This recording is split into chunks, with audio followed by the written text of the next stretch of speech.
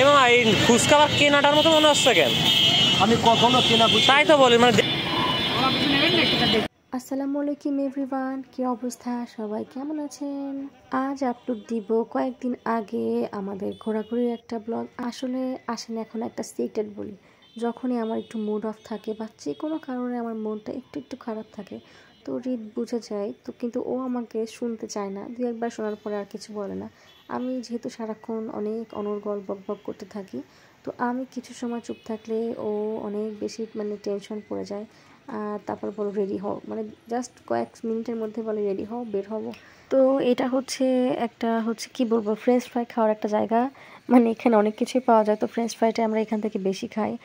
মোয়ান আসলেও ও এখানের ফ্রেঞ্চটা অনেক পছন্দ করে। এটার লোকেশন হচ্ছে বেজপাড়া পূজার মাঠের অপোজিটে সুধীর বাবুর কাঠগড়া, RN রোডের ঠিক ওই সাইডটাতে সারাক্ষণ যাওয়া আসা হয়। তবুও দেখেন নামটা ঠিক করে বলতে পারছি না, মনপুরা বুটিক হাউস, ওই যে দেখতে পাচ্ছেন তার ঠিক অপোজিটেই। তো এই হলো কথা। এটা হচ্ছে বিপ্লব ভাইয়ের বিপ্লব মিনি চাইনিজ। ভাইয়ের ব্যবহারটা খুবই ভালো, আর ভাইয়া অনেক বেশি আন্তরিক।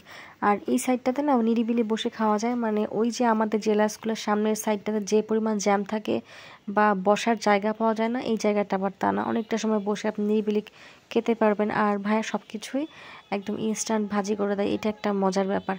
আচ্ছা, আরেকটা মজার কথা বলি, মজার কথা না, এটা হচ্ছে একটা কি বলবো ক্লিয়ার কথা। যারা আপনারা দেখেন যে আমার ফেসবুক পেজ থেকে একটু পরপর পোস্ট হয়, হয়তো বা 2 ঘন্টা 3 ঘন্টা পরে বা সকালে দুপুরে কয়েক ঘন্টা পর পর, এটার মানেই না যে আমি সারাক্ষণ ফোনটা নিয়ে হাতে বসে থাকি। আসলে কি, যারা ব্লগ বানায় তারা তো ব্লগ বানায়, কিন্তু একদিনের ব্লগ পোস্ট করার সাথে সাথে আগামী 2-3 দিনের পোস্টও না একদিনই করে রাখার বিভিন্ন রকম সিস্টেম থাকে। সেই অপশনটা দিয়ে আসলে আমরা 4-5 দিনের ব্লগ বা মোটামুটি 2 দিনের ব্লগ একসাথে পোস্ট করতে পারি, যার জন্য চাইলেও সবসময় হাতে ফোন নিয়ে রাখার কি বলবো প্রয়োজন হয় না। তো এটা একটা ভালো ব্যাপার, এই জন্য সবার সাথে কন্ট্যাক্ট আমার সেভাবে হয় না। ওই দিন ফ্রেঞ্চ ফ্রাই খাওয়ার পরে হৃদের স্পেশাল যেই ওর পরিচিত মামার কাছ থেকে সেদিন ফুচকাও খেলাম। তো তার আগে আরেকটা কথা বলে নিই, অনেকে আমাকে বলে লাবিবা তুমি হচ্ছে ফেসবুকে কেন আনফ্রেন্ড করছো।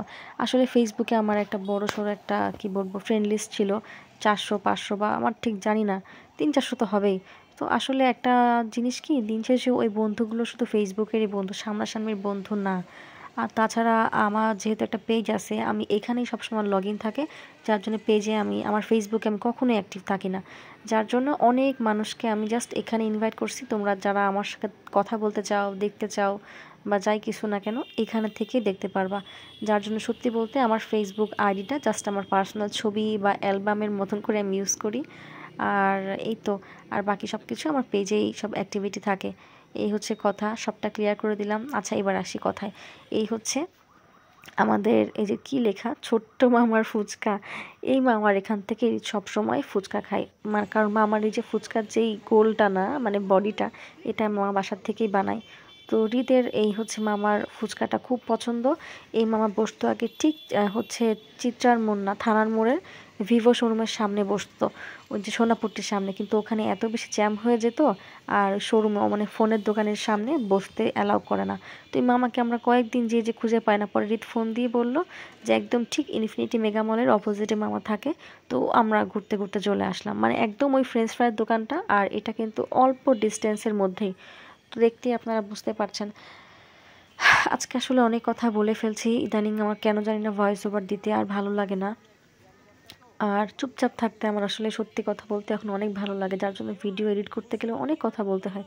এই যে আজকে আমি ভিডিও দিচ্ছি, বলতে গেলে একদম ননস্টপ বকবক করে যাচ্ছি, কারণ আমার ভয়েস ওভারটা শেষ করা লাগবে। যাই হোক, এরপরে কিন্তু আরও অনেক অনেক এক্সাইটিং ব্লগ আসবে ইনশাল্লাহ। সবচাইতে এক্সাইটিং হচ্ছে কুষ্টিয়ার ব্লগটা আসবে, তারপরে সিলেটের ব্লগ ইনশাল্লাহ দিব হয়তো একটু পরে, কারণ এটা স্পেশাল আমার, কি বলবো, আসলে স্পেশাল সিলেটের ব্লগগুলো অনেক স্পেশাল। তবে হচ্ছে কুষ্টিয়ার ব্লগগুলো ইনশাল্লাহ দিব, কারণ মিম আমাকে খুব যন্ত্রণা দিচ্ছে যে কবে আমি হচ্ছে মিমের অঞ্চলের ব্লগটা পোস্ট করব, মিমদের বাসার ব্লগ পোস্ট করব। ইনশাল্লাহ করব। ওই যে দেখতে পাচ্ছেন কিন্তু ইনফিনিটি মেগামল। যাই হোক, এই হলো কথা। তো বাইরে যখন খাওয়া দাওয়া করলাম, তখন তো আর মন টন খারাপ থাকে না, তখন মন অটোমেটিক্যালি ভালো হয়ে যায়।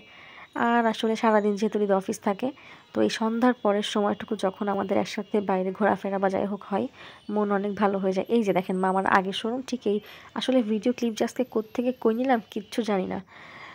এইদের ঠিকই যে এখন যে লোকেশনটা দেখতে পাচ্ছেন আপনারা থানার মোড়ে যে বড় বিল্ডিং আর যে ভিভো শোরুম ওখানেই মামা থাকতো।